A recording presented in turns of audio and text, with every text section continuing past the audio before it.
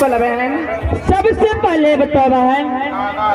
कि अपना चारों पांचों सखी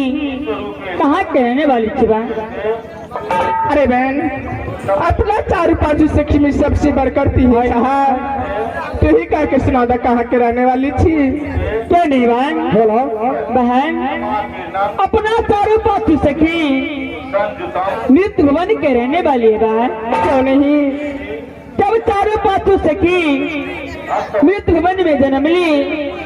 जब 4-5 साल की चारों पांचों सखी उस दिन से बाबा शिव को मंदिर में पूजा करने के लिए जाती थी। लेकिन आज चारों पांचों सखी को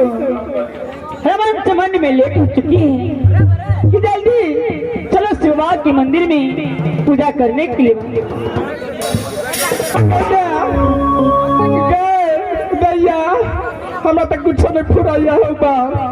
गए मेला वाली गए स्वामीन वाले गए तोरा हमरे पर ध्यान छाओ के इज्जत की दया दे छै ना कैसे चल ला पूजा करेला पूजा हाँ गए हम तो पहले होशियार देखबो तब जो पूजा करेला गए दैया गए पूजा के कहे छै कि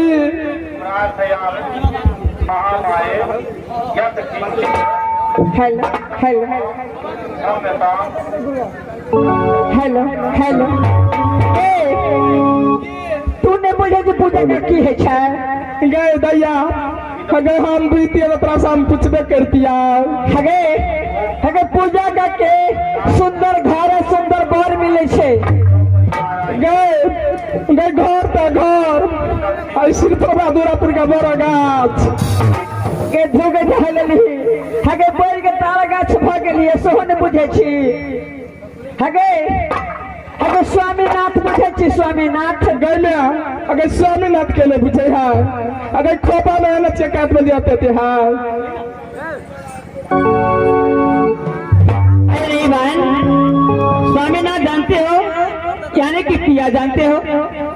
पिया हाँ हाँ पिया गए अगर पिया के नहीं बुझेगा अगर सेनूर रखे वाला किया नहीं बहन पिया नहीं जानते हो नहीं गए हगे पिया में बुझे गिरिया बुझे छी ना दैया हम कुछ नहीं बुझे छिए हगे बुझ गेलियो हगे तोरे जगह बेटी छले बुझली तो की कहे छै हगे लाल साड़ी टांगल है आ साल मन लागल है दैया कहे छै कि अगर चुप गए पत्नी पातर चूरा तो पत्नी के नहरा कटक चूरा हगे तोरे जगह कथी नाच बिया भरल छी आ सब बिया झड़ के छुछे पड़ल छी गए कहे कि अगर बैठल छी बोरा पर आई मन दे कैमरा वाला छोरा पर ए दैया तोरे जका कहे कि कहे लट चोरी लटावक दाना बाप के खा गए छटकी गए ना सुन ना हे छटकी डर लजा है बुझली छोटकी से बेसी बात करबी ना तो जाके टंकी में नहा देतो नहीं नहीं है ठंडी महीना है कैसा कि अगर बाटी बाटी सात बाटी आई बुढ़वा गल में दांत काटी अरे तोरे जगह कहे कि बाटी बाटी सात बाटी आई बुढ़वा गल में दांत काटी गए छटकी गए कल कह की अगर से समस्या में पिठार समस्या आ कोठी पकड़ रख दिलिए भभेर गेले से अरे तोरे जगह कहे कि बैठा जी खाट पर टांग दूरता के बुझलिए तोरो के तोरे जगह बेटी छले बुझली की कल के बुझबी हगे तोरे जगह बेटी छले वो तो बाप के घर में दीप पेश कल के अरे बहन हाँ बहन खेपे से चालू सखी के आज बहुत लेट हो चुके हैं कि यहाँ से